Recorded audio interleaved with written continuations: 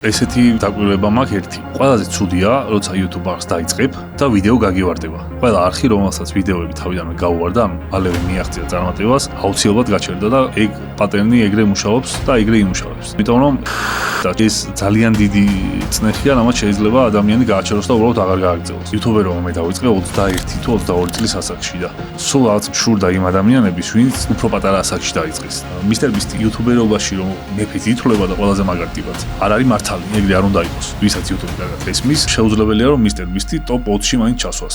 ეხლა მინდა რომ სპონსორების ამბავსაც შევეხოთ. YouTuber-ებთან თანამშრომლობა აუცილებელი კი არ არის, მიუხედავად იმისა, რომ ძალიან შედეგიანია. YouTuber-ებთან თანამშრომლობა უფრო არის იმიჯი და ფლექსი კომპანიისთვის. რონალდოსთან იმიტომ ხარ თანამშრომლობ, რომ ბევრი რაღაცა გააკიდო. იმიტომ თანამშრომლობ, შენი ბრენდის ასოცირება გინდა გააკეთო რონალდოსთან.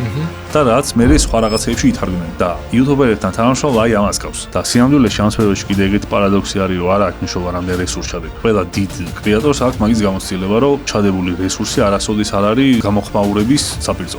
დიდმა YouTuber-ებმა, რომელსაც გლობალურ მასშტაბზე ბევრი ნახვები აქვთ, საერთოდ რომ აღარ გადაიღონ ვიდეოს თვეში $1 მილიონ მაინც დაერიცხება. როგორ შემიძლია მაგის გაკეთება? ნახე როგორ ხდება ეხლა. მეგობრებო, სამ ეპიზოდის ყურებას დაიწყებთ. ერთი თხოვნა მაქვს თქვენთან, რომ უბრალოდ შეამოწმოთ არხი გამოწერილი გაქვთ თუ არა, რადგან YouTube ანალიტიკა მიჩვენებს, რომ ჩვენს არხს ვინც უყურებს, იმის 75% ჯერ ისევ არ აქვს გამოწერილი ეს არხი. ამიტომ თხოვნა მაქვს კიდევ ერთხელ შეამოწმოთ და დააჭიროთ subscribe-ის ღილაკს. ახლა ბევრს აღარ მოგაცდენთ და დავიწყოთ ვიდეო. ჰიტა, მადლობა რომ ესტუმრე. პირველ რიგში კითხავ ესეთ კითხვას, რომ აი იმისათვის რომ გავიცნო უფრო უკეთ ვინ არის ჰიტა. რა უნდა ვიცოდე მის წარსულზე, ბავშვობაზე, იქიდან გამომდინარე რომ გავიგო აი როგორ ჩამოყალიბდა ის აზროვნება, როგორი დღეს აქვს, როგორი გახთა, რატომ გახთა ეგეთი და იმ საქმით რატო დაკავდა. აი რა უნდა ვიცოდე ჰიტას შესახებ. ვაუ, გამარჯობა პირველ რიგში.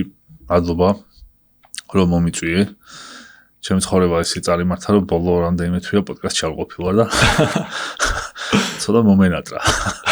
უგზნობ ახლა. შენ რომ მომწერე დაახლოებით რაზეც გვექნებოდა საუბარი პოდკასტში. ძალიან მომეწონა ეგ თემები და ეჭვი მაქვს, რომ ძალიან საინტერესო საუბარი გამოგვივა დღეს.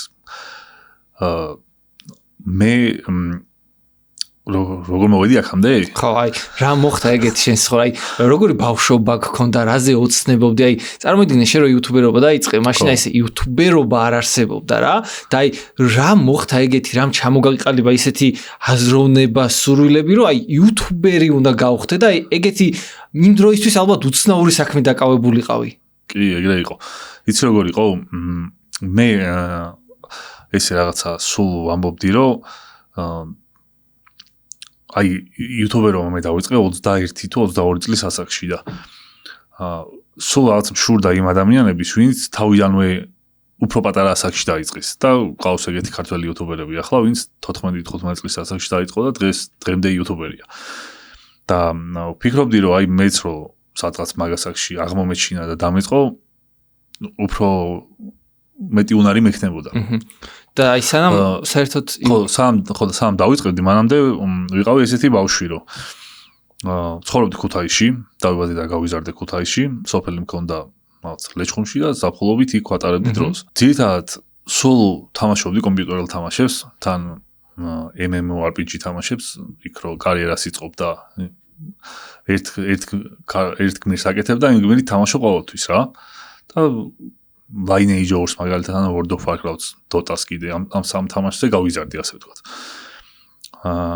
Lineage-ი იყო ესეთი ამბავი, რომ როგორ გმირსაც აკეთებ, შეიძლება იყო ყველაფერი.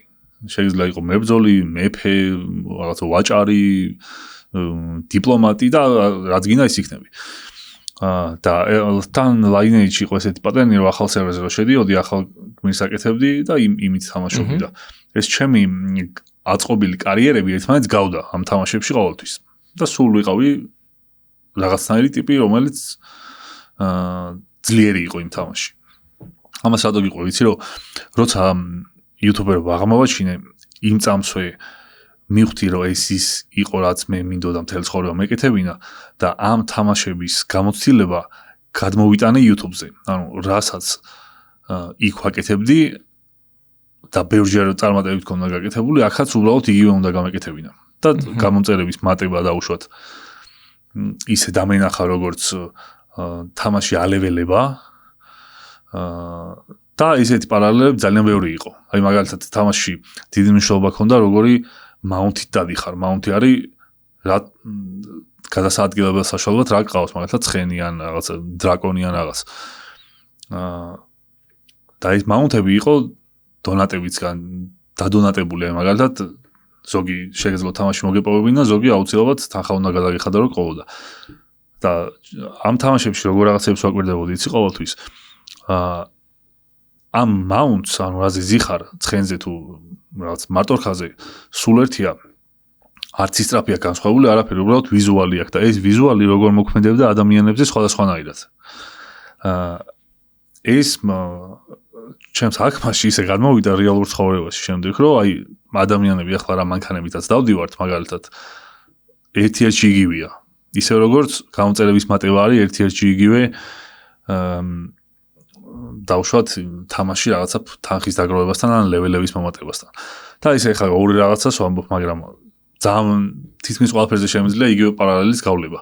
და რადგან ეს თამაშებით ბავშვობაში აღფრთოვანებული ვიყავი და შემდეგ ეს YouTube-ზეც გადმოვიტანე, ფაქტობრივად თამაში გავაგზავნე ისევ, ამიტომ ყოველთვის საინტერესოა და როგორც საქმე და სამუშაო კი არ არის, არამედ პირიქით, ანუ ძალიან მოტივირებული ვარ ყოველთვის, რომ აი გავერთო. ძალიან მაგარი. კიდე რა დავამატებ, იცი რომ YouTube-ში დავინახე ესეთი რამე, რომ არ მეყოლებოდა უფროსი, სამსახური არ მექნებოდა, ესე ვთქვათ, სადაც უნდა ვიარო. არ მეყოლებოდა არც თანამშრომელი, ეგეც არ მინდოდა. მინდოდა ყოფილიყავი, ესეთი კრიტერიუმები მქონდა, როცა სრულწლოვანი გავხდი და რაღაც ვეძებდი იმ საქმიანობას, რაც უნდა მეკეთებინა. არც უფროსი არ მყოლოდა და არც უმცროსი. მინდოდა რომ ეს ყველაფერი ყოფილიყო ძალიან შემოსავლიანი, ყოფილიყო ისეთი, სადაც ჩემს ინტელექტუალურ ზრდას შეუწყობდა ხელს, მექნებოდა დრო ჭვრეტისთვის, ჭვრეტა არის, როცა შეიძლება წამოწვი და იფიქრო ამ სამყაროს რაობაზე. ამ ყველაფერს ექნებოდა დაგროვებადი ეფექტი, აი მაგალითად ერთით პირველ თვეში რა ვიდეოებსაც გადაიღებ, რასაც გიწერს მონეტიზაციით, მეორე თვეში რომ გადაიღებ და რო ჩაგერიცხება პირველ თვის ანაზღაურება, მეორე თვეში რომ გადაიღებ ვიდეოებს, უკვე ორი თვის ერთად გერიცხება, მესამე თვეში სამი თვის ერთად. და ეს მოდელი ამ მოდელს ვადარებდი მაგალითად სხვადასხვა სამსახურს რა, მაგალითად სამსახურში ერთი თვე რომ მუშაობ, იმ თვის ანაზღაურება ხო გერიცხება, მეორე თვეში მეორე თვის გერიცხება. და იუთუბერობაში ყოველი თვის ემატება ერთმანეთს. აი მაგალითად დიდმა იუთუბერებმა, რომელსაც გლობალურ მასშტაბზე ბევრი ნახვები აქვთ, საერთოდ რომ აღარ გადაიღონ ვიდეო, საერთოდ თვეში $1 million დაახლოებით მაინც დაერიცხებათ, იმიტომ რომ ის ძველი ვიდეოები ყოველთვის აგენერირებს ნახვებს, რომელიც მონეტიზაციის თანხას გამოიმუშავებს. ახლა მე დაახლოებით 400-მდე ვიდეო მიდევს და მეც ეგრეა, ჩვენთანაც ეგრეა, რომ რავი დღეში მინიმუმ 10-დან 20,000 ნახვამდე ისე ემატება ჩემ არხს, რომ საერთოდ არ დავდო ვიდეო ნახევარწელი მაინც. და ესეთი კიდე პატარა ნიუანსები ძალიან ბევრი იყო. მაგალითად, არ ხარ ლოკაციაზე მიჯაჭვული, შეგიძლია ნებისმიერ ადგილზე იყო მთელ დედამიწაზე და იქიდანაც გამოაქვეყნო ვიდეოები და უბრალოდ ეს ჩემი კრიტერიუმები რაც იყო, ეს ბავშვობაში არ მიფიქრია რა პროფესიის მინდოდა ყოფილიყავი, მაგრამ ეს კომფორტ ზონები მეფიქრებოდა ხოლმე და ამ საქმიანობამ ყველაფერი იდეალურად შეავსო. და ისე იმ ჰიტას რო შეხვდე, რომელიც ეხა იწყებდა YouTube-ს. რას ეტყოდი? ან რა მირჩევა ხო არ გექნებოდა? გონია რომ ცხოვრებაში რა გზასაც გავდივართ, იქნება ის შეცდომების დაშვება თუ წარმატების მიღწევა, ორივე თანაბრად მნიშვნელოვანია. და შეიძლება შეცდომის დაშვება უფრო მნიშვნელოვანიც კი იყოს და უფრო ღირებულიც, რადგან ჩვენ გამოცდილებიდან, რასაც ჩემ თავს ვაკვირდები, როცა რაღაცას ვაკეთებ და ეს რაღაცა კარგად გამოდის, ამ კარგად გამოსვლის შედეგს ვიღებ, მაგრამ თუ რაღაცას ვაკეთებ და არ გამოდის, აქედან იმდენ რაღაცას ვსწავლობ, რომ ეს სწავლა იმდენად ღირებულია, რომ მე უკვე როცა ახლიდან ვცდი, ის შედეგი კიდევ უფრო კოლოსალურია, ამიტომ შედეგიც კი იზრდება, როცა რაღაც არ გამოდის, ოღონდ სწორი ანალიზის და ისევ ბევრი ცდის შემდეგ. ისე, ანუ შენი აზრი მაინტერესებს, შენი აღქმა, აი როგორი არის, აი წარმატებული და აი კარგად განვითარებული YouTube არხის რუკა, აი საიდან იწყებს და როგორ ვითარდება, რა ეტაპებს გადის შენი აზრით? ესეთი დაკვირვება მაქვს ერთი. ყველაზე ცუდია, როცა YouTube არხს დაიწყებ და ვიდეო გაგივარდება. შენ ხა ვიცი რომ ძალიან დიდი ხანია YouTube-ზე მოღვაწეო, ბევრი რაღაცა სცადე, ბევრი რაღაცა გაგიკეთებია და ეხლა რომ მკითხო რომ მაგალითად ერთი არხი მითხარი რომელმაც დაიწყო და პირველი 3 თვის მანძილზე რაღაც ვიდეო გაუვარდა. ეგეთ არხს ვერ მეტყვი, რომელიც ახლაც ფუნქციონირებს. ყველა არხი რომელსაც ვიდეოები თავიდანვე გაუვარდა, ანუ მალევე მიაღწია წარმატებას, აუცილებლად გაჩერდა და ეგ პატერნი ეგრე მუშაობს და ეგრე იმუშავებს. იმიტომ რომ იუთუბერობა იმიტოა ზოგადად რაღაცა სტატუსობრივადაც ამაღლებული, რომ ვისაც გამომწერები ყავს, ყველამ დაიმსახურა. ყველამ უნორმო შრომა ჩადო, ძალიან ბევრი ვიდეო დადო, რომლის მაყურებელიც მარტო თვითონ იყო და ამ ბევრი რაღაცა წვალების და წნეხის შემდეგ ვინც გამოაღწია, ასე ვთქვათ, ბოლოს ისინი არიან შემდგარი იუთუბერები და თუ მიაღწია თავიდანვე წარმატებას, მაგალითად ვიდეო დადე და 100,000 ნახვა დადო. 100,000 ნახვა ძალიან ბევრი ნახვა საქართველოს კვალობაზე. როცა შემდეგ ვიდეოს დებ და დაუშვათ 80,000 ნახვა აქვს, გონია რომ 20,000-ით ცოტა ნახვა გაქვს. 80,000 ნახვას კი არ აფასებ, იმას აფასებ, რომ იმასთან შედარებით უფრო ცოტა ნახვა აქვს. საბოლოო ჯამში ესე გამოცდილებით რო გითხრა, სტაბილურად თუ 20-დან 30,000 ნახვამდე დებ, თუნდაც 10,000 ნახვას დევდე სტაბილურად. ეს არის საოცრად მაგარი შედეგი და მაჩვენებელი, რომელიც უნდა გაკმაყოფილებდეს წესით. გაჩნია კიდე ბევრ რაღაცას, მაგრამ ეს უხეშად რო ვთქვათ. და თუ შენ თავიდან ვიდეო გაგივარდა და შემდეგ იმის 20% ნახვებზე გონია რომ ცოტა ნახვას აგროვებ და ჩერდები, ეს ძალიან დიდი წნეხია, რამაც შეიძლება ადამიანი გააჩეროს და უბრალოდ აღარ გააგრძელოს. არის კიდე ისეთი შემთხვევები, სადაც ადამიანი ძალიან დიდ რესურსს დებს ვიდეოს გაკეთებაში, ფინანსურად თუნდაც სხვადასხვა კუთხით და ამ ვიდეოს ცოტა ნახვა აქვს. და ესეთი ადამიანები ძირითადად სულ ამთავრებენ კარიერას, იმიტომ რომ ფიქრობენ, რომ თუ ამ ვიდეოში ამდენი რესურსი ჩავდე და არაფერი შედეგი არ დადო, შემდეგ ვიდეოში სადაც რესურსიც არ მექნება, ის საერთოდ აღარ დადებს შედეგს. ამიტომ აღარ ცდიან. და სინამდვილეში ამ სფეროში კიდე ეგეთი პარადოქსი არის, რომ არ აქვს მნიშვნელობა რამდენი რესურსს ჩადებ. შეიძლება რაღაცა ეხლა მართლა მაღაზიაში გავიდე, რაღაცა წყალი ვიყიდო და მობილური ვლოგი გადავიყო და იქ ყველაზე წარმატებული ვიდეო აღმოჩნდეს ჩემს კარიერაში. ღირებულებაც რაღაცა ხონდეს ისეთი ან კადრში რაღაცა გამოჩნდეს, ან მე ვთქვა, რომ ობიექტურად ჩემი გამოწერებისთვისაც ყველაზე კარგი ვიდეო იყოს და ჩემთვისაც და ნახვების მილიონი დადოს. ანუ ეგ ყველა დიდ კრეატორს აქვს მაგის გამოცდილება, რომ ჩადებული რესურსი არასოდეს არ არის გამოხმაურების საპირწონე.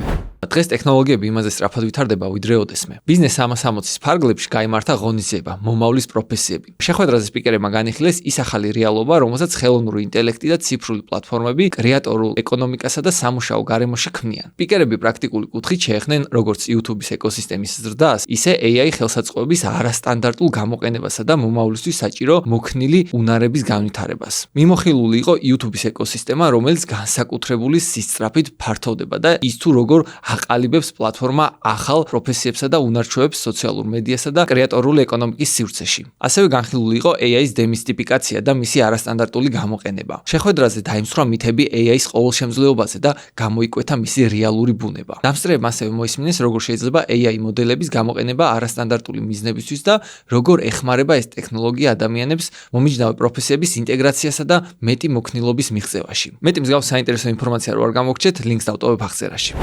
როდესაც იუთუბერმა დაიწყო ვიდეოების გადაღება, ნახვებიც აქვს უკვე და რა მომენტში დგება შენი აზრით მასშტაბირების წერტილი, რომ გუნდი გაზარდო და ასე მეორე ფაი, მაგალითად დიდი იუთუბერები რო ავიღოთ, Hungryman-ი, Octopus, ხო ძალიან ბევრნი არიან, გუნდია ჩათვალე რა. ეგ მომენტი როდის დგება, რომ უკვე ფიქრობ ედიტორების აყვანაზე, წეგან კითხვი რომ მე არ მინდოდა რომ ვიღაცა ამეყვანაო. ხო. თუ განიხილო მაგ მომენტს რა არის ის იდეალური მომენტი, როცა გუნდი უნდა აიყვანო. თუ საერთოდ კატეგორიულად უარზე ხარ მაგას. იცი რა, ეგ ძალიან კარგი კითხვა, იმიტომ რომ მაგაზე ძალიან ისეთი სტერეოტიპული შეხედულება არსებობს. ნახე, გააჩნია ყველა არხს აქვს თავისი განვითარების გეგმა და სტრატეგია, ხო, ასე ვთქვათ, უნდა გქონდეს ყოველ შემთხვევაში. მე როგორ იუთუბერიც ვარ, ამას ეძახიან OG style, ანუ OG YouTuberi. OG YouTuberi ვაქვია. OG YouTuberi ვარ ისეთი რამე, რომ შენს სახლში გააქვს ესე რაღაცა ერთი კამერა და დაყენებული შენს კომპიუტერთან და რაღაცებზე ლაპარაკობ, რაც გევასება და ესე დიდი community ყავს. ეს ერთ-ერთი ყველაზე ძნელ გზად ითვლება, ზოგადად, იმიტომ რომ არც კოლაბებს აკეთებ, არც სტუმრები ყავს, კონტენტიც არ გაქვს, რაც მოგივა თავში, ყველაფერზე იღებ ვიდეოს და ერთადერთი რის გამოც შეიძლება ადამიანები გიყურებდნენ, არის შენი პიროვნება. და ესე რომ სწრაფად გაიზარდო, ძალიან ძნელია, თუმცა ამ გზით წასულა ადამიანებს შეიძლება ყველაზე მეტი ნახვა არ ქონდეთ და არც არის აუცილებელი, მაგრამ ყველაზე ძლიერი community ყავთ. და ეს community სიძლიერე სხვადასხვა რაღაცებში შემდეგ ითარგმნება. მაგრამ ნახე, რომ ავიღოთ ყველაზე დიდი YouTuberi, ვინც ყოფილა ისტორიაში. იყო PewDiePie, რომელსაც ყავდა 100 მილიონი გამომწერი და 100 მილიონი გამომწერიანი YouTuberi, რომელსაც ერთი ვიდეო მონეტიზაციით მარტო $9,000,000 უწერდა და დღეში ორსდებდა. მაინც მობილურით იღებდა ვლოგებს მაგალითად. არც ოპერატორი დაუქირავებია, არც რაღაცა ის კრანი დაყვებოდა და არაფერი. იმიტომ რომ ის იმან იცოდა როგორი სტილი ჰქონდა და რა იყო მისი გზა. თუ ჩვენ ესე აღვიქვავთ, რომ ეხა მე ვიდეოების გადაღება რომ დავიწყე და ეხა რაღაც კამერას მე თვითონ ვაყენებ და 10,000 გამომწერზე უკვე 4 კამერა გადამიღებს და 40,000 გამომწერზე 12 კამერა, ანუ ეგ არაფერში არ ჭირდება.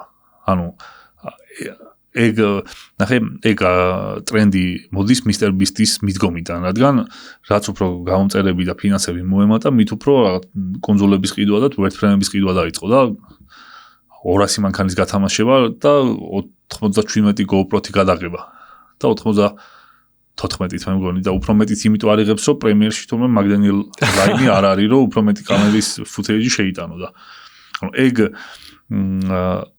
Mr. Beast-ობა თუ გინდა, ეგრე შეიძლება წარმოიდგინო შენი განვითარება, მაგრამ ეგ ცუდია, ანუ Mr. Beast-ი როგორი რაღაცა იცი?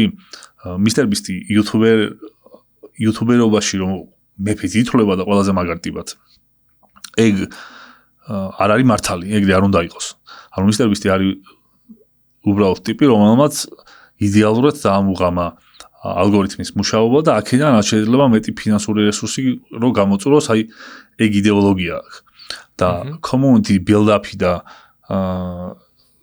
YouTuber-ობა როგორც კულტურა ეგრე საერთოდ არ განიხილავს და ეგ მაგ ჟანრში სხვა ბევრი YouTuber-ი არსებობს, რომელიც ესე ვისაც YouTube-ი კარგად ესმის, შეუძლებელია რომ Mr. Beast-ი top 20-ში მაინც ჩასვას.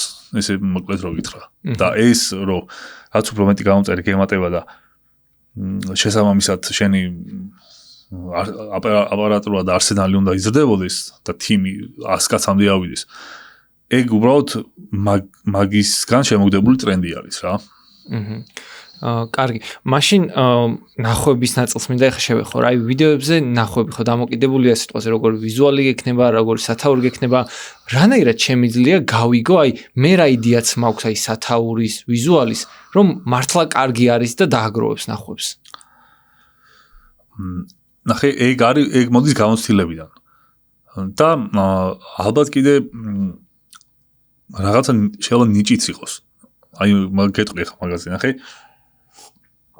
მაგალითად, მე შემიძლია მივხვდე, რომელი სათაურია კარგი და როგორი თამნელია კარგი, იმიტომ რომ ამ სფეროში ძალიან ბევრი წელი გავატარე და არა მარტო როგორც YouTuber-მა, ასევე YouTube მაყურებელმა.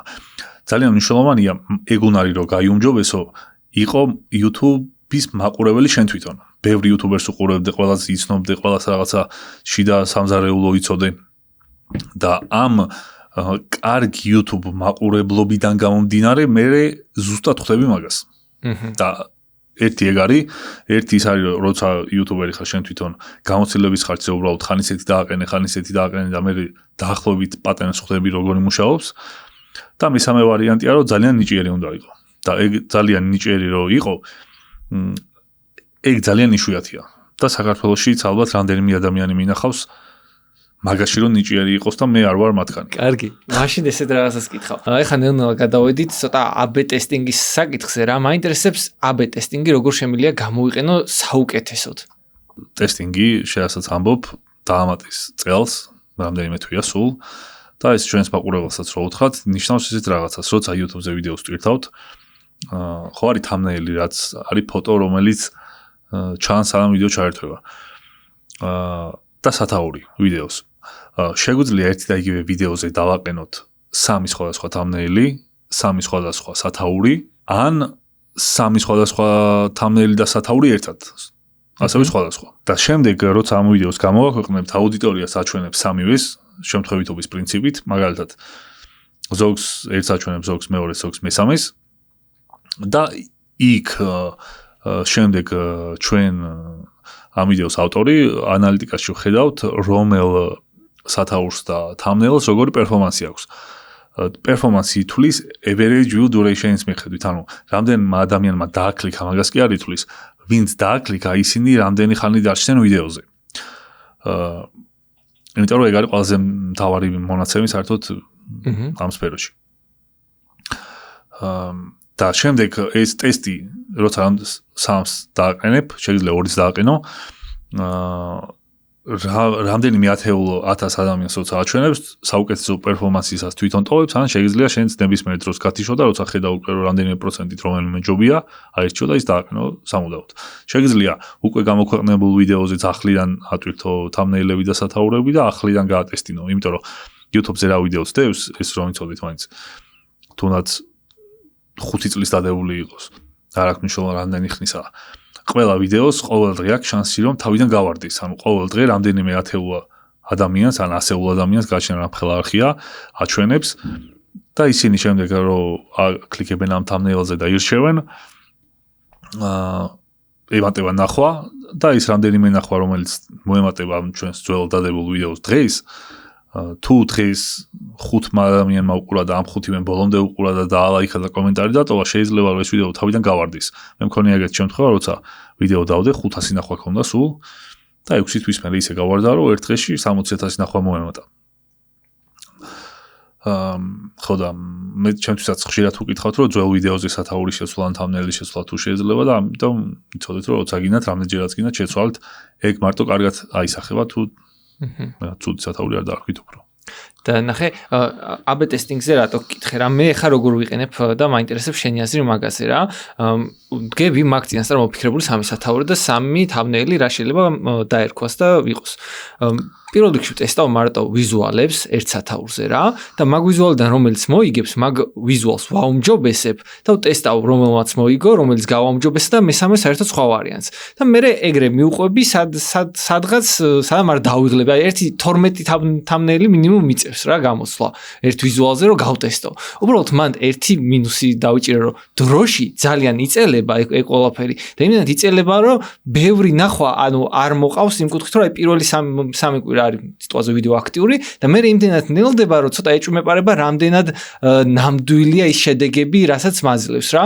მაგალითად ერთი გატესტოს უნდა დაახლოებით 13 დღე ხოლმე მაქსიმუმ რა და თავიდან რო შედეგები მაქვს პირველ დღეს მეორე დღეს შემიძლია მაგას ვენდო თუ დაველოდო ბოლომდე 13 დღე ამოიწურება. ახლა ეგ 13 დღეზე არ არის. ეგ მუშაობს როგორ იცი შენს არხს რამხელა პოტენციალიც აქვს, რამდენი ნახვასაც აგროვებს ეს ვიდეო, ანუ რამდენ ადამიანსაც აჩვენებს, რაოდენობაზეა. 13 დღე შეიძლება შენ იმიტომ ამბობ, რომ მაგ ვიდეოს პერფორმანსი, რომელსაც შენ აკვირდებოდი, ან მაგ რამდენიმე ვიდეოს პერფორმანსი. უბრალოდ მაგ ხელზე გაიწელა. აი ხა შენ რო დადო ვიდეო, რომელსაც 100,000 ნახვა ექნება ერთ დღეში, ეგ 13 დღე 3 საათში ჩაივლის. და ეგრევე დაგიწერს შედეგს. მაგრამ ნახე ეს AB ტესტინგი საიდან დაიწყო, იცი? მისტერისმა მოიფიქრა ისეთი thumbnail ტესტინგი რამდენიმე წლის წინ. რომ ესე დიდ დარბაზში ჯდებოდა ასობით ადამიანი და ეს პროექტორზე უშვებდნენ thumbnails. როგორც YouTube-ზე რო შეხვალდა ესე 3 ხაზი thumbnail-ები რო ჩანს დესკტოპზე, სამრამე ვიდეოს აერჩიო. ეგრე ესე 100 ადამიანი თვალებს ხუჭავდა, აჩვენებდნენ ბევრ thumbnails ერთად დაახლოებით ან 9-ს ან 12-ს და ეს ადამიანები უცებ ერთად შეხედავდნენ და უნდა ითქვათ რომელი დააფიქსირეს პირველად. და ესე ტესტავდნენ, ესე აჯიბრებდნენ ერთმანეთს და ამ 100 ადამიანში რომელიც გაიმარჯვებდა, იმას აყენებდნენ შემდეგ YouTube-ზე. და შემდეგ ეს MrBeast-ის მოფიქრებული ტესტინგის მეთოდი YouTube-მა ჩააშენა უბრალოდ და ეხლა არის A/B ტესტინგი, რასაც ის 100 ადამიანის დაქირავებაც აღარ ჭირდება და პირდაპირ შენი აუდიტორია გიტესტავს მაგას, ასე ვთქვათ. და თან ნახე შენ რომ თქვი რომ ეს მისი დაწერილი პროცენტები მუშაობს თუ არა, მან იცი რა შემოდის. ადამიანი არის სტატისტიკური არსება. სტატისტიკური არსება ნიშნავს ესეც რაღაცას, რომ აი არჩევნებზე რო არის ხო ის exit poll-ები და რაღაცეები. სულ ეჭვის თვალით უყურებდი ეგეთ რაღაცებს, რომ როგორ შეიძლება ეხლა რომ 100 ადამიანს როცა მაგალითად ქუჩაში გააჩერებ, ანუ 200 ადამიანს, მაგითი გაიგო მთელი ქვეყნის მაჩვენებელი. და ის თან არ მომწონდა ძალიან, ანუ ჩემი აზრით ადამიანს აკნინებდა ის მომენტი, რომ სტატისტიკურია. და შემდეგ დავიწყე მაგის ტესტვა მე თვითონ. და ეხლა ჩემს community, YouTube community პოსტებში რომ შეხვიდე, იქ ნახავ ბევრ პოსტს როგორც იცი, აი მაგალითად ჩემს გამომწერებს ვეკითხებოდი თქვენი საყვარელი ფერი და ვწერდი 4 ფერს. ვარდისფერი, შავი, თეთრი, ან მწვანე, ან ნებისმიერი 4 ფერი. შემდეგ სხვა კითხვას წერდი რაღაცა მსგავს, ფერებზეც რამდენიმე დავწერე. ასევე ქართული YouTube-ის მაფიაში MVP-ების გამოვლენა ხდებოდა ეგრე კითხვების მიხედვით. სადაც 20,000, 30,000 კაცი ირჩევდა ხოლმე იმ თამაშის საუკეთესო მოთამაშე ვინ იყო, ანუ MVP. და იქაც ჯერ იქ ვაკვირდებოდი ხოლმე. სამ მე დავიწყებდი ტესტს. რომელ მოთამაშესაც ჰქონდა მაგალითად 40% და სხვა მოთამაშეს 4% პირველ 100 ადამიანში, ანუ 200 ადამიანში.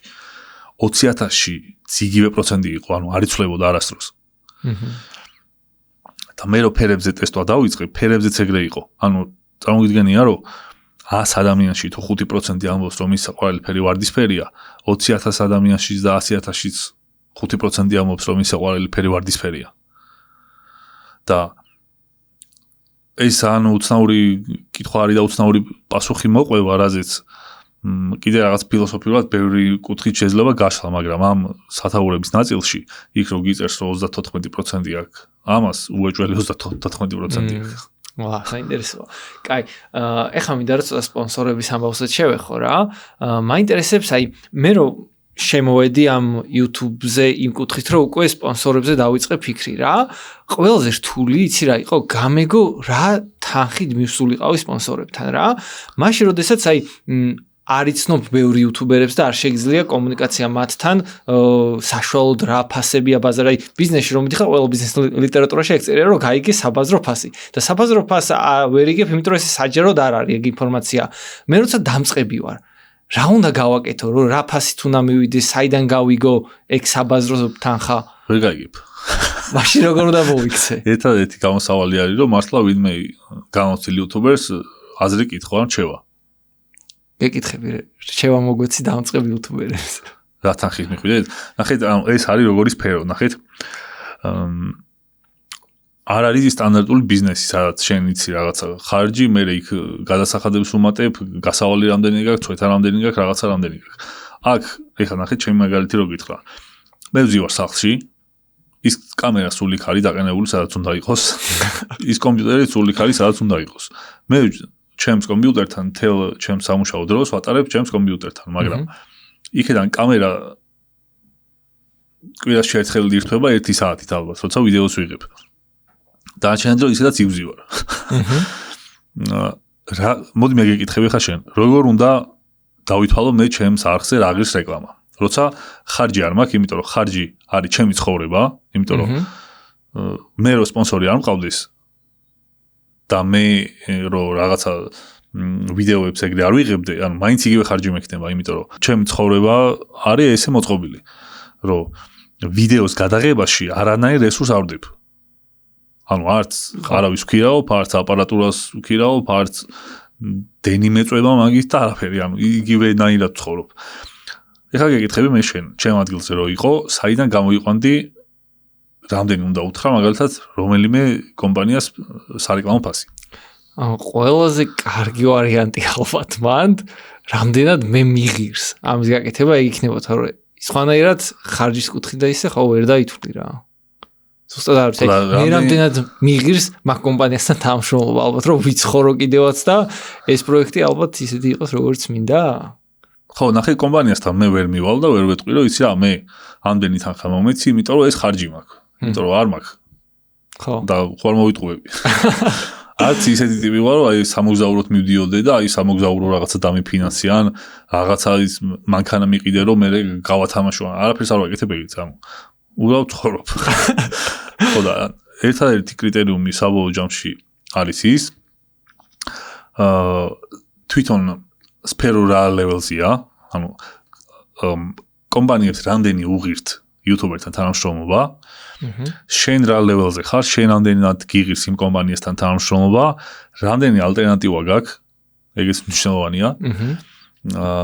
შენი იმიჯიდან გამომდინარე იმ კომპანიის იმიჯი რამდენად თანაკვეთაშია და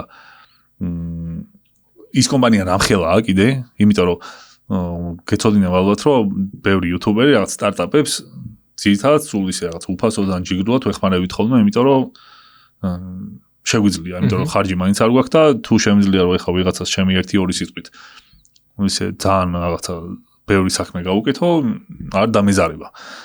მაგრამ ისეთ კომპანია თუ მოდის, რომელიც მსოფლიოში სიმდიდრით ტოპ 100-ში შედის, იქ ძვირი უნდა აღირდეს, ხო? ანუ ეგრე მუშაობს. და ერთ რამეს დავამატებ კიდე რომ ზოგადად იუთუბერთან თანამშრომლობა კომპანიისთვის არ არის იაფი კი არა პრესტიჟულია. ანუ ნახე შენ როგორც კომპანია თუ გადაწყვეტ რომ იუთუბერთან ითანამშრომლო, ეს უნდა ნიშნავდეს იმას, რომ შენ ასეთი სტილის რეკლამისთვის მზად ხარ ფინანსურად და შენი გაქანებით და ზოგადად პოზიციონირებით და ზომით, ანუ იუთუბერებთან თანამშრომლობა აუცილებელი კი არ არის, მიუხედავად იმისა, რომ ძალიან შედეგიანია. იუთუბერებთან თანამშრომლობა უფრო არის იმიჯი და ფლექსი კომპანიისთვის. რადგან იუთუბერებთან თანამშრომლობა ყველა მიცის მთელ მსოფლიოში, რომ ყველაზე ძვირიანი რეკლამა არის, ერთ-ერთი ყველაზე ძვირიანი. და თან ყველაზე მთავარია awareness-ი. ანუ ცნობადობა და ბრენდთან ასოცირება. აი მაგალითად ეხა უფრო რაღაც ვერ ხსნი ისე უკეთესად როგორც მინდა ახსნა. აი მაგალითად ეხა რონალდოსთან რო თანამშრომლობ, დაუშვათ რაღაც ბრენდი ხარ და რონალდოსთან თანამშრომლობ. რონალდოსთან იმიტომ ხარ თანამშრომლობ, რომ ბევრი რაღაცა გაყიდო. იმიტომ თანამშრომლობ იმიჯის საკითხი. ხო, იმიტომ თანამშრომლობ, შენი ბრენდის ასოცირება გინდა გააკეთო რონალდოსთან. და რაც მე სხვა რაღაცეებში ითარგმნება. და იუთუბერებთან თანამშრომლობა აი ამას გავს უფრო. და ეს თან ყველაზე ძვირი ღირს. და ამიტომ მოხდა ესეთი რაღაცა, რომ ამერიკაში დიდი ხანია იუთუბერებს ვეღარ ასპონსორებენ დიდი კომპანიები საერთოდ, იმიტომ რომ ისე გაძვირდა, რომ ანუ ძალიან ცოტას თუ შეუძლია. თავისი ბიზნესი. და თან მე კიდე თავისი ბიზნესი ხსნიან და ეხა შენი ბიზნესი რო გაქვს. ირჩევნია შენი არეკლამა ვიდრე სხვისი. თან ეს შენი გაკეთებული ბიზნესიც ყველაზე თავის ნიშაში ტოპ ბრენდების კონკურენტი ხდება ეგრევე იმ წამსვე. იმხელა ბრუნვა აქვს ხოლმე. სპონსორებს იცი რა მაინტერესებს კიდე პრეზენტაციის ნაწილი. გქონია ეგ მომენტი, რომ აი პრეზენტაცია აგიწყვია, გადაგიგზავნია და თუ მუშაობს საერთოდ, იმიტომ რომ მაგალითად ისეთი ან სპონსორები პირიქით ისე შემოვიყვანე, ბევრად უფრო უშუალო და მარტივად, ვიდრე აი პრეზენტაციები, ბევრი შეხვედრები და ასე შემდეგ. შენი აზრით როგორ არის ეგ სურათი? მე გეტყვი ჩემ გამოცდილებას და კიდე სხვა ბევრი იუთუბერის გამოცდილებას, რადგან ყველას გამოცდილება ვიცი. ნახე როგორ ხდება ეხლა.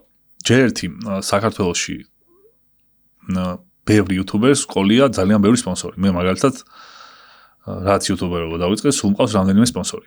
და გლობალური ბრენდები და ბევრი ძალიან. თითქმის არასდროს არ მისულა მე არც ერთთან.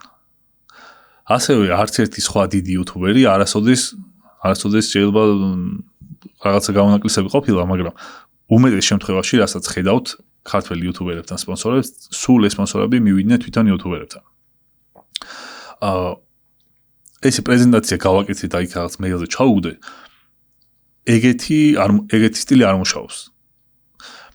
მეც ეს პატერნი რო შევამჩნიე ადრე, რამდენიმე წლის წინ რომ მეთქი ესე თუ რაღაცასთან მიდიხარ და იქ როგორი შემთხვევა იცი, როცა შენ თვითონ აკეთებ შეთავაზებას, ქონია გამოცდილებით ძალიან ბევრი შემთხვევა, რომ საერთოდ არ იცის რაზე ელაპარაკები. ანუ შენ YouTube არხზე კი არა, YouTube-ზე რო საერთოდ ვიდეოები დევს, ანუ ეგეც არ იცის ხოლმე ტიპმა. და ეგეთ რაღაცას რო უხსნი ადამიანს, ანუ ხანდახან ისეთ სასაცილო სიტუაციაში იგდებ თავს, რომ საერთოდ აღარ გინდა რომ მეორედ მან მოხდე. და შესაბამისად, ანუ რაღაცა სხვა სტრატეგია იყო მოსაძებნი. ეხლა გიყვები დაახლოებით 1-5 წლის წინანდელ ამბებს ახდებოდა ჩვენ სფეროში. და შესაბამისად, გადავწყვიტეთ ესეთი რამე, რომ ჩვენ რო დიდი აუდიტორია გვყავს, ჯობია ვიდეოებზე ფოკუსირდეთ, ანუ იმაზე ენერგიის დახარჯვას, რომ წავიდე ხა მე და ვიღაცებს ველაპარაკო, ან მეილები უგზავნო, ან პრეზენტაციები ვაკეთო. მიჩვენია ეგ ენერგია ჩავარდო ჩემი ვიდეოს გადაღებაში, რომელსაც თუ ექნება 50,000 ნახვა, იმ 50,000-დან უფრო მეტი შანსია, რომ პოტენციური სპონსორიც არსებობდეს, ვიდრე ეხა მე რაღაცა 10 კაცის მეილი მოვძებნო და იმ 10 კაცში ვეძებო ეგეთი და თან ჩემს არხზე თუ უყურებს ადამიანი, იმან უკვე ყველაფერი იცის, ანუ YouTube-ის მნიშვნელობაც იცის, არხის მნიშვნელობაც იცის და ყველაფერს ხვდება. და სპონსორებთან ურთიერთობა ძალიან კომფორტულია. როცა თვითონ მოდიან, იმიტომ რომ რადგან თვითონ გადაწყვიტეს მოსვლა, ესე იგი უკვე შენზე იფიქრეს, რაღაცა იმიჯურად შეგაფასეს, თავისი ბრენდით იციან სად არის და დიდი ალბათობით შენი გამომწერიც არის. და როცა შენი გამომწერი შემოდის შენთან კომუნიკაციაში, ეს ყოველთვის სასიამოვნოა. და ბევრ რაღაცაზე ლაპარაკი საერთოდ არ გიძევს და პრეზენტაცია მაგალითად მე არასოდეს არ გამიკეთებია არც ერთ ბრენდთან და არც ერთ რავი ეს მგონია რომ დიდი იუთუბერებს არავის არ აქვს პრეზენტაცია თავისი არც price list-ი და არაფერი. საინტერესოა. უბრალოდ როცა პატერნი არის ესეთი შენ დებ ვიდეოებს რომელიმე კომპანიიდან გიკავშირდებიან გეუბნებიან რა სტრატეგია აქვს დაუშვათ რა იდეები აქვს და როგორ ხედავენ შენთან თანაკვეთას. ან შენ როგორ ხედავ ამ სტრატეგიის და განვითარების გეგმის ფონზე შენ რა შეიძლება შეთავაზო. შემდეგ ათანხმებთ ამ შენეუნები როგორ ხედავ, ის გეუბნება როგორ ხედავს, შენეუნები რა აუდიტორია ყავს, შიდა აუდიტორიას გულისხმობ მაგალითად დემოგრაფია როგორია, ქალი და კაცი რამდენია, მის ტარგეტს თუ მის ტარგეტთან თუ არის შესაბამისობაში და შემდეგ ბიუჯეტს ათანხმებთ, დაახლოებით შენ როგორ წარმოგიდგენია, მას როგორ წარმოუდგენიან, რამდენი საშუალება აქვს და სადღაც თანაკვეთას პოულობ, მე თან ხვდები ეს ყველაფერი რამდენი ხანი უნდა გაგრძელდეს და სულეგა. იცი რა მაინტერესებს, ჩემი ყველაზე დიდი პრობლემა არის ეგ რა, პირადი ბრენდის შექმნა YouTube-ზე. რანაირად უნდა დაუმეგობრდე ჩემს გამომწერებს, აი როცა კამერიდან გაქვს ხო ურთიერთობა, მე უფრო ამ წამს უფრო წამყვანის როლი მაქვს. მაგაზე მინდოდა ლაპარაკი, რადგან ეს ამ პოდკასტის ჩაწერა სანამ დავიწყებდით. შენ მანამდე მითხარი რომ შეხვდა ადამიანები, ვინც შენს პოდკასტს უყურებდა და ბევრი ეპიზოდი ქონდა ნანახი და შენ რო იყავი წამყვანი, ეგ არ ახსოვდა. ხო და ეგ იმ წამს როგორც კი დაიწყე ეს პოდკასტი, ეგრევე მივხვდი რატო ხდება ეგრე. იმიტომ რომ შენ პოდკასტი დაიწყე, გამარჯობაც კი არ თქვი. ანუ პირდაპირ მე დამისვი კითხვა. და შესაბამისად მაყურებელმა პირდაპირ ჩემი საუბარი მოისმინა. ისე რომ შენი პიროვნება საერთოდ არ ჩანს აქ ახლა. შენ დამისვამ კითხვებს თუ შენ საერთოდ არ იქნები კადრში და იქედან დამისვამს ვიღაცა მარტო ხმით. ანუ მაყურებლისთვის ფაქტობრივად იგივეა. და ეგრე არ უნდა იყოს წესით. ნახე, როგორ რაღაცა მაქვს მე, პირველი მაქვს ინტრო ხოლმე რა, მერე მაქვს ჩასმა დაახლოებით 30 წამიანი, სადაც ველაპარაკები ადამიანებს აი არხის გამოწერაზე რა. და მერე ეგრევე იწყება ეპიზოდი. იმიტომ რომ ანუ იცი როგორ მაქვს უფრო აწყობილი, მინდა რომ საინტერესო იყოს. ხო, მაგრამ საინტერესო იმ შემთხვევაშიც იქნება, თუ შენი აზრები და შენი პერსონალიტიც გამოჩნდება. და შენ რო ამბობდი კიდე ვიდეოს დაწყებამდე რომ ზოგ ვიდეოს 40,000 ნახვა აქვს და ზოგ ვიდეოს 5,000 და ვერ ხვდები ამას რა განაპირობებს. ამას განაპირობებს ალბათ ის თემა რაზეც საუბრობთ და თან კიდე სტუმარი. და ჩემი აზრით უფრო ძლიერი პოდკასტი რო გქონდეს ბრენდულადაც და ყველანაირად. სტუმარზე ნაკლებად უნდა იყოს დამოკიდებული და უფრო შენზე უნდა იყოს დამოკიდებული. და შენ მარტო კითხვებს კი არ უნდა სვამდე, დაუშვათ, როგორც რაღაც ჟურნალისტი. შენი პერსონალიტის როლის მნიშვნელოვანი უნდა იყოს. როგორ შემიძლია მაგის გაკეთება? აი ნახე, შენ მე გაგიცანი რამდენიმე წლის წინ რაღაც გადაღებაზე, ვიცი რომ ილუზიონისტი ხარ, ცხოვრების რაღაც დიდ ნაწილში, ხო? კი. და საინტერესო ადამიანი ხარ და ეს შენი საინტერესოობა საერთოდ არ ჩანს. აი ხა მაგალითად ჩვენ საუბარში მარტო მე ვლაპარაკობ რაღაცეებზე. ხო და ამ ჩვენს საუბარში შენც უნდა გქონდეს როლი გარდაკითხების დასმისა. შენც უნდა მითხრა რაღაცა შენი აზრი, შენც ვიცი რომ ბევრი წელია YouTube-ს უყურებ. ბევრი რაღაცა გაგიწეს და სხვა სტილის არხი. ხო და მაგალითად ხა ჩემთან მე რომ იმიტომ დამბადიჯე რომ YouTube-ზე ვილაპარაკოთ მე კი არ უნდა ვცემდე მარტო კითხვებზე პასუხს. მე და შენ ერთად უნდა ვსჯელობდეთ მაგალითად.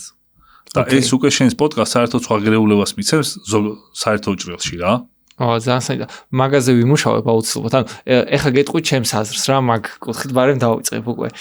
ეს პოდკასტი იდეაში რომ დავიწყე ადრე აქცენტიც რაზე მქონდა რომ აი ბევრ რაღაცა ვცადი არ გამომივიდა და ეხლა ჩემი მიზანია უბრალოდ გავიგო პასუხები როგორ გავაკეთო ესა და ეს. ეხლა შენ რომ მოგიყვანე ამ მიზანი ისე რომ გავიგო ეს YouTube არხი კიდევ უფრო მასშტაბური როგორ გავხადო, იმიტომ რომ შევატყვე რომ თავიდან შედარებით ნელ-ნელა კი დაიწყო არხი, მაგრამ მე კარგი შედეგები იყო და ეხლა ისევ ნელ-ნელა მცირდება. აი თითქოს აი პიკი მქონდა და ნელ-ნელა ისევ დავარდასავით რა. და მინდა გავიგო აი ეს ისევ პიკი როგორ გავაკეთო. აი თითქოს ჩავარდისავით და აი მაგის გაგებას ვცდილობ. აი აი მაგალითად ეხლა შენ რო სტუმრად მოიყვანო გიადვალი. ხო, აი მე მაგ პოდკასტს ხო უყურებ. მაგრამ გიადვალი შემდეგ სადმე სხვაგან რომ მივიდეს პოდკასტში, ალბათ იქაც უყურებ.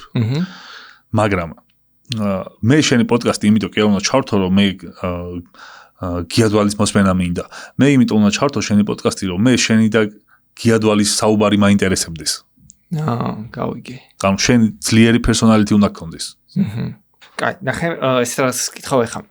როდესაც მე ვარ დამწყები იუთუბერი რა, შენ დაკვირვებით ყველაზე ხშირი შეცდომა რა არის ეგეთ დროს? დამწყები იუთუბერები რას უშვებენ შეცდომას? დამწყები იუთუბერები შეცდომას უშვებენ იმას, რომ ნებდებიან. როცა ვიდეოს დებენ და ნახვები არ აქვს, ჩერდებიან.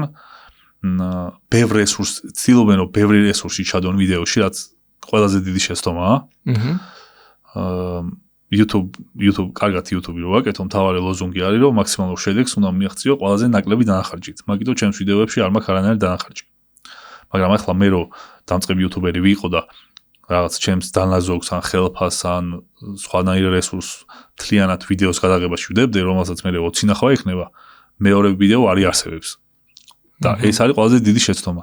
ყველა თავარია რომ ვიდეოები ხარისხზე კი არ გათვალო. ნახე, ყველაზე მაგარი რჩევა ალბათ ეს იქნება რომ ადამიანები ცდილობენ როცა დამწყებები არიან გადაიღონ მაგარი ვიდეო. მაგარ ვიდეოს ვერ გადაიღებ როცა დამწყები ხარ, შეუძლებელია. 1-2 წელი თუ არ იწვალე, ვერ დადებ მაღალ დონის. და მაღალ დონეში გულისხმობ ესეთ რამეს, რომ როცა შენ თვითონ იწყებ ვიდეოების გადაღებას, ყოველ თვეში ან შეიძლება ყოველ ვიდეოს შემდეგ ფიქრობ, რომ ის ძველი ვიდეო არ ვარგოდა და ეხლა სხვანაირად გააკეთებდი. შემდეგ ისევ ერთი თვის მერე მაგას ფიქრობ, სულ მაგას ფიქრობ. თუ ამას არ ფიქრობ, ესე იგი პროგრესიც არ გაქვს და რაღაცა ცუდად აკეთებ, ეგრე უნდა ფიქრობდე. და შესაბამისად თუ ეგრე ფიქრობ, შენი პირველი ვიდეოები არც კი უნდა სცადო რომ მაგარი გამოგივიდეს, იმიტომ რომ ერთი თვის მერე უეჭველი იტყვი რომ არ ვარგოდა. და ამიტომ ცდასაც აზრი არ აქვს. ერთადერთი რაც უნდა სცადო ის არის რომ ისეთი ვიდეოები გადაიღო რომ გამოცდილება დააგრო, მიხვდე რა როგორ მუშაობს ანალიტიკაში და ამუყამო იქ ხალხი რა მომენტში გიყურებს, რა მომენტში გადაახვიეს, რა მომენტში კომენტარი დაგიწერეს. და უნდა იცადო რომ რაც შეიძლება ცოტა რესურსი ჩადო, ბევრი ფული არ დახარჯო, ძვირიანი აპარატურით არ გადაიღო, მობილურით გადაიღე, ხმაც არ არის აუცილებელი თუ არ იქნება რაღაცა ისეთი თავარი ის მოდის. კადრიც არ არის აუცილებელი 8K-ში იყოს და color correction-ზე სადღაც გაგზავნო, თავარია აქმადი იყოს. ხარისხი ისედაც არ ნიშნავს ნახვებს, რომ იცოდეთ YouTube-ზე, აზრი არ აქვს. და რაც შეიძლება ცოტა რესურსით, ანუ რესურსი რაც გაქვს, ისე უნდა გაანაწილო, რომ მაგარი ვიდეო კი არ გადაიღო, ბევრი ვიდეო გადაიღო. ანუ დროში უნდა გაწელო. მაგალითად, თუ პირობითად 1000 ლარი გაქვს და ერთი ვიდეოს გადაღება გიждდება 10 ლარი, 100 ლარი და 10 ვიდეოზე გეყოფოდა, კიდე უნდა შეამცირო, რომ რაღაც 20 ვიდეოზე გეყოს ან 30 ვიდეოზე გეყოს და ამათ 100 ლარით ერთი ვიდეო არ გადაიღო მხოლოდ, იმიტომ რომ შეუძლებელია რომ კარგი გამოგივიდეს. ეხლა იცი მე რა ეტაპზე ვარ YouTube-ზე ხო ვიღებ უკვე ამ პოდკასტებზე მთლიანად გადმოვერთე რა და თავიდანვე პირველი ეპიზოდიდან მქონდა რომ აი ყველაზე ცოტა თქო 1% მაინც უნდა გავაუმჯობესო ეპიზოდიდან ეპიზოდამდე ეს იქნება ჩემი საუბარი იქნება მონტაჟი თუ რა და აი ეხლა თითქოს გავიჭედე ეგეთი მომენტი მაქვს აი მონტაჟზე თითქოს მივახცე მაქსიმუმს რაც შევძელი იმისთვის დრო აღარ მრჩება რომ ახალი რაღაცეები ვისწავლო მონტაჟის კუთხით აი კი სიტყვაზე ვაკეთებ და რაღაც რომ დამაინტერესებს აქ როგორ გავაკეთო მაგას დავსერჩავ და გავაკეთე მაგრამ აი მაგათად ეხლა მინდა ძალიან After Effects ვისწავლო და იქაც გავაკეთო იქიდანაც ეს ინტროს ნაწილი რა უბრალოდ იმდენად გავიჭერე რომ ვიფიქრე ვინმე ხო არ დავიქირაო ვინც დამეხმარება ვიდეო ედიტინგში თქო მაგრამ თან ვერ ვაკეთებ იმიტომ რომ აი ის აზრი რასაც ინტროში ვდებ და სადაც ვცვალ ვფიქრობ რომ აი ზუსტად ის არის რაც მე მინდა და სხვა ვერ დაინახავს მაგას ეხლა შენ მეკითხები სხვა თუ დაინახავს შენ ხედვებს ვინც გიედიტებს დაუშვათ რამდენად კარგი ნაბიჯი იქნება რომ ეგეთ დროს მაინც ავიყვანო სხვა შენ შემთხვევაში ძალიან ცუდი ნაბიჯი იქნება იმიტომ რომ არ გჭირდება და დამატებით პასუხისმგებლობა და ხარჯი იქნება უბრალოდ. ის კიდე ცალკე საკითხია, რომ იუთუბერებისთვის რამდენად დიდი პრობლემაა ედიტორის აყვანა. ზოგადად, რომ იცოდეთ, მთელ საქართველოში არის ედიტორების დეფიციტი. და მთელ მსოფლიოშიც ისე არის, რომ ეს იუთუბერობა, რომ ესე მოწინავე პროფესია და რაღაცა გაჩნდა, არ არსებობენ ედიტორები. ედიტორს ვერ გაატარებ რაღაცა უნივერსიტეტში, ხო ისწავლება პრემიერი და რაღაცეები. უნივერსიტეტ დამთავრებულ ედიტორი YouTube-ზე არ ვარგა. ტელევიზიაში დამუშავარი ედიტორი როგორც წესი არ ვარგა თუ დიდი რაღაცა მეტამორფოზები არ განიცადა. და ყველაზე ხშირად YouTuber-ებს ყავს როგორი ედიტორი იცი, აი მისი გამომწერი რაღაცა 16 ჩვენეძლის ტიპი, რომელიც YouTube-ს უზის და YouTube-ზე ყველაფერი იცის, ელემენტარული ედიტი ისწავლა და ეხა YouTuber-ს უედიტებს, იმიტომ რომ ხედვა აქ რადგან თვითონ იყო ბავშვობიდან მაყურებელი. თუ YouTube-ის მაგარი მაყურებელი არ არის ტიპი, ისე შეუძლებელია რომ ედიტი იცოდეს. და ეს ერთი თემაა რომ ედიტი იცოდეს, მე შენ იმდენად კარგად გიცნობდეს რომ შენი ხედვები ედიტში გადაიტანოს.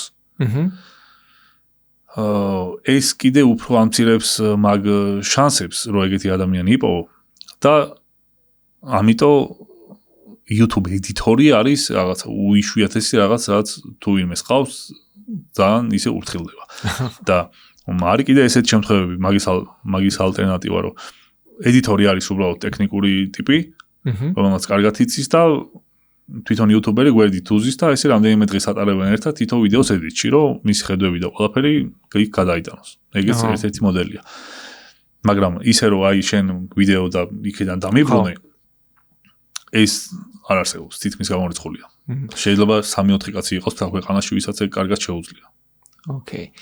ისე დღეს ახლა აი ძალიან ხშირად აი ბევრი პოდკასტი რომ შემოდის, ხშირად მსმენია დამწყებებისგანაც და არ დამწყებებისგან რომ მალე გაიფილტრება ყველაფერი. ჯერ როგორც უყურებ, არა, პირიქით იზრდება და იზრდება. შენ როგორ უყურებ ამ საკითხს? პოდკასტებს? ხო. პოდკასტების ბუმი რო არის, ძალიან საინტერესოა ჩემთვის, იმიტომ რომ მე მიყვარდა ყოველთვის პოდკასტების მოსვენა და ძალიან კომფორტულად ვგრძნობ თავს. რაღაცა მომენტში გაიფილტრება ალბათ. ნახე მე მქონდა პოდკასტი 2021-ში. და მაშინ, იმიტომ დავიწყე პოდკასტი. თან ერთი ჩემარხზე მქონდა ვიდეო თვალით კორონას პერიოდში. ერთი ფიზიკური პოდკასტიც მქონდა. შემდეგ ცოტა მომწყინდა. იმიტომ რომ თან მაშინ არც არავინ არ იცოდა და ადრე იყო მაგისტვის. ეხლა იმდენი პოდკასტია რომ ჩემი პოდკასტის გაკეთებაზე რომ ვფიქრობ, ცოტა ეხლა მეც მეზარება რომ ძალიან ბევრი არის. მაგრამ ესე სტუმრად მისვლა ძალიან მიყვარს, იმიტომ რომ იმდენი პოდკასტია რომ შემიძლია ყოველგვარი ხო. ალ ეგ დაიკმაყოფილო რა. დაიკმაყოფილო ხო.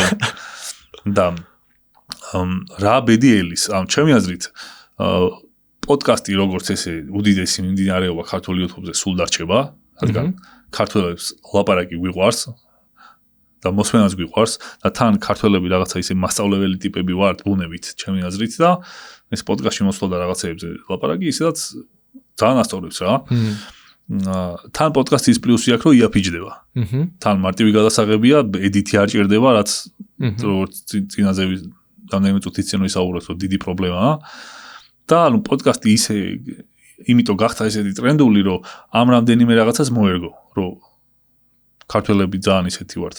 მასწავლებელი ვართ ბუნებით და ლაპარაკი გვიყვარს, გადასაღებად მარტივია და საედიტოდ მარტივია.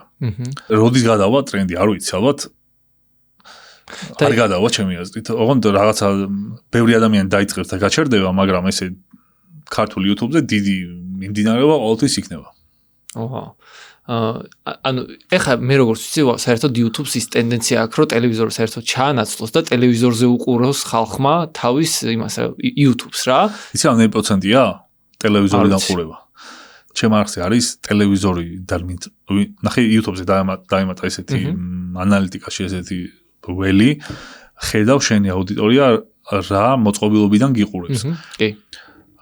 თავიდან 70%-ზე მეტი იყო დაახლოებით მობილური, კომპიუტერი რაღაცა 10%, ტაბლეტი და პადები და რაღაცები კიდე 2-3% და 1-5% იყო ტელევიზორი. რაც უფრო დრო გადის, მობილური და სხვა რაღაცები იკლებს და ტელევიზორი იზრდება. ახლა იქამდე მივიდა, რომ ჩემი აუდიტორიის 36% მე მიყურებს ტელევიზორიდან. თან ტელევიზორს რო ყიდულობ, ხო იქ ჩაშენებულია პირდაპირ აპლიკაციებში YouTube პლუს Wi-Fi სიჭერს და არც ტელევიზია გჭირდება, არც არაფერი, პირდაპირ იქვე უყურებ. და თან კიდე ჩემი კონტენტი არ არის თლათ ისეთი, ხა რომ მაინც და მაინც ტელევიზორში უყურო იქ 8K-ში არ ვიღებ ლამაზ კადრებს და რაღაც, ხო? და ვინც ეგრე იღებს, აი მაგალითად სოსო, გიგი, კაკო, აი სამოგზაურო კონტენტი რაც არის, ეგეთი ვიზუალსაც დიდი მნიშვნელობა აქვს და ქრონომეტრაჟიც დიდია. ეგეთი YouTuber-ებს ტელევიზორიდან აქვს 70%-ზე მეტი ყურება. წარმოიდგინე.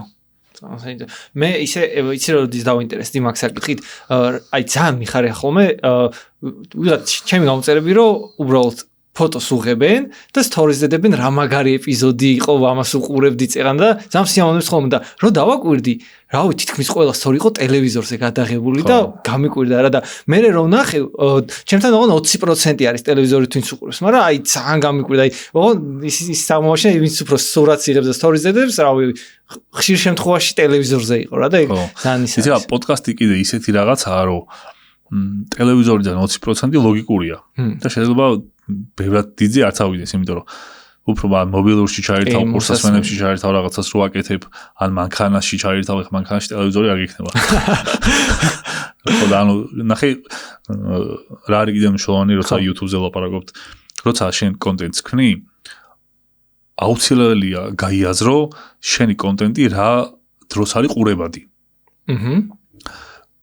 ედიტზე რომ ამბობდი, ნახე პოდკასტს არ ჭირდება ბევრი ედიტი. პოდკასტი არ არის იმისთვის, რომ ესე დაჯდე და ესე უყურო 1 საათი. ანუ პოდკასტი არის ისეთი ტიპი, რომ უნდა უსვინო უბრალოდ და იქ თავარია რაღაცა ერთი კადრი ჩანდეს და უყურებდი მაგას რა.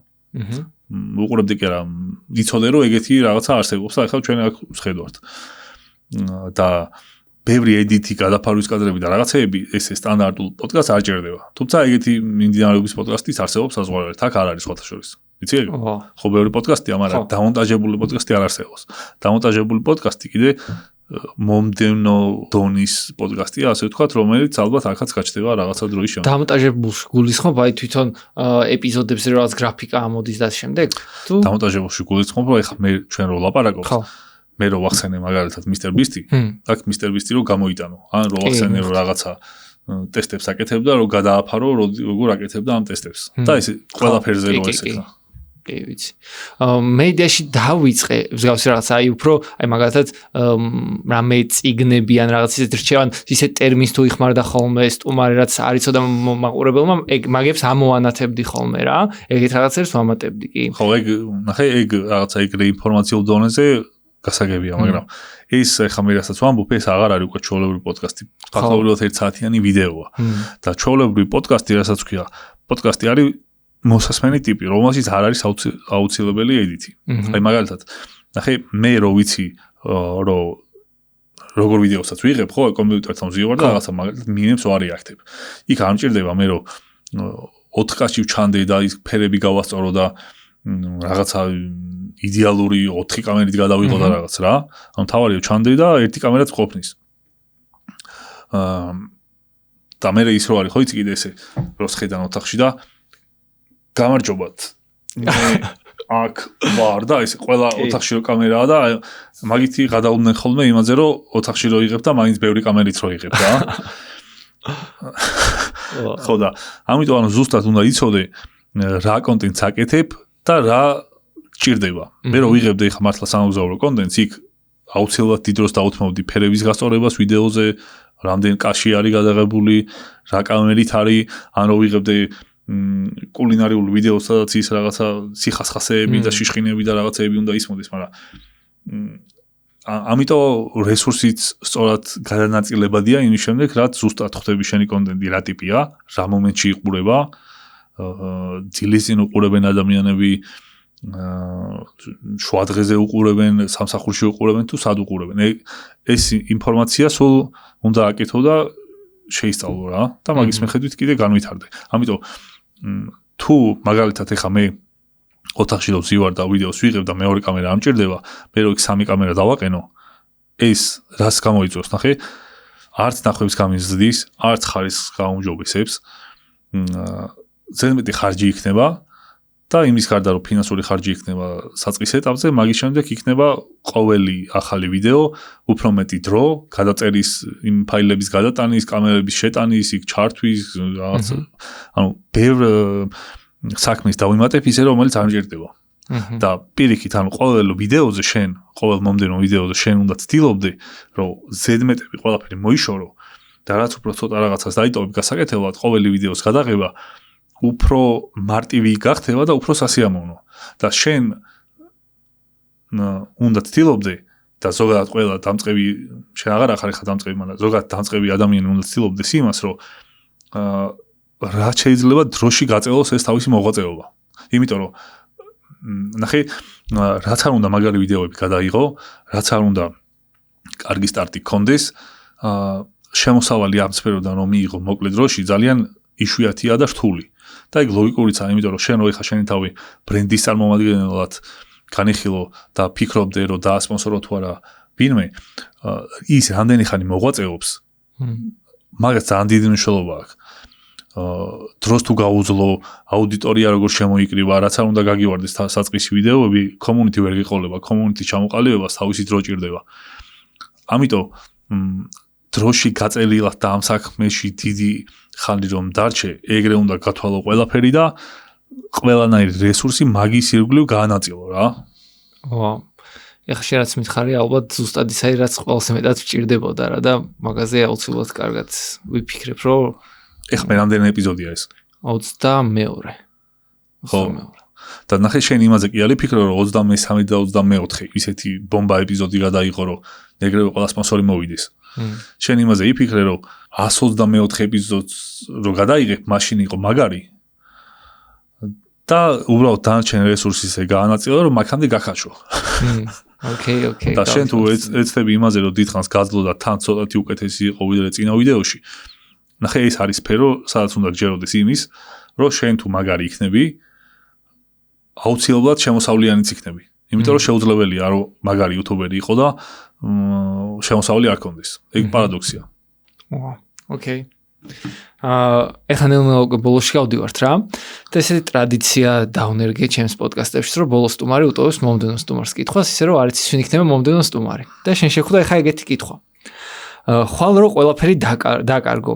ფული, კონტაქტები, ბიზნესი, რეპუტაციაც კი, რა დაგრჩება ისეთი, რაც ყველაფერს ნულიდან აგაშენებინებს? ცოდნა უნდა დავკარგო, ხო? ცოდნა არ წერია. ფული, რეპუტაცია, კონტაქტები, ყველაფერი რო დაკარგო. აი კონტაქტები რო დარჩეს. აი ყველაფერი კარგი. მაშინ მარტივად იქნება, ხო? კონტაქტები, ანუ ჩათვალეს იდეაში ნულიდან იწყებ რა, არაფერი არ გაქვს. და კითხვა რა იყო ბოლოს? რა დაგრჩება ყველაზე ღირებული. მაგრამ იდეაში წეგან მგონი სწორად თქვი, ცოდნა. რა დამრჩება და ეს გამოცდილება ხო დამრჩება? ხო. და თუ გამოცდილება დამრჩება, ნახე, თავარი არის, როცა რაღაცებს აკეთებ, იქედან რაღაცა პატერნები დაამოღამო, რა როგორ მუშაობს და მაგით გადადგა შემდეგი ნაბიჯები. მე რომ ეგრე ყველაფერი ალბათ რომ დავკარგო, რისთვისაც დამჭირდა 8 წელი რომ მიმეღწია, ეხლა დამჭირდება 8 თვე. აი ზუსტად იგივე შედეგი რო დავდო. ძალიან მაგარი. მადლობა. ძალიან დიდი რომ ესტუმრე. მეგობრებო, მადლობა თქვენს რომ ბოლომდე უყურეთ ეპიზოდს. აუცილებლად თუ მოგეწონათ, დალაიქეთ ვიდეო, გამოიწერეთ არხი და შევხვდებით შემდეგ ეპიზოდში.